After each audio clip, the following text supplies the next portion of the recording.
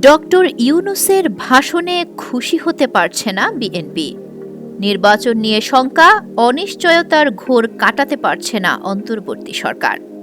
ফলে সমাজের বিভিন্ন স্তরের মানুষ এবং রাজনৈতিক দলগুলো প্রধান উপদেষ্টার কথায় আশ্বস্ত হতে পারছে না।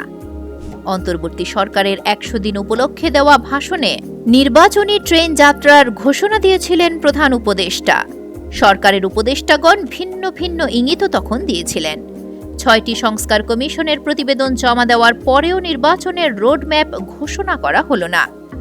সর্বশেষ গত ১৬ ডিসেম্বর বিজয় দিবসে দেওয়া ভাষণে প্রধান উপদেষ্টা ডক্টর মোহাম্মদ ইউনূস ২০২৫ সালের শেষ দিক থেকে ২০২৬ সালের প্রথমার্ধের মধ্যে জাতীয় নির্বাচন অনুষ্ঠানের সম্ভাবনার কথা জানিয়েছেন।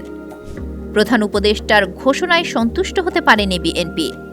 বিএনপির স্থায়ী কমিটির সদস্য সালাউদ্দিন আহমেদ বলেছেন, প্রধান উপদেষ্টার ঘোষণায় সুস্পষ্ট কোনো রোডম্যাপ নেই, যদি কিন্তুর মাঝখানে অনিশ্চয়তা কাটছে না। নির্বাচন ইচ্ছে করেই কি প্রলম্বিত করতে চাইছে সরকার, নাকি সত্যি কোনো যৌক্তিক কারণ রয়েছে? আপনার মতামত কি?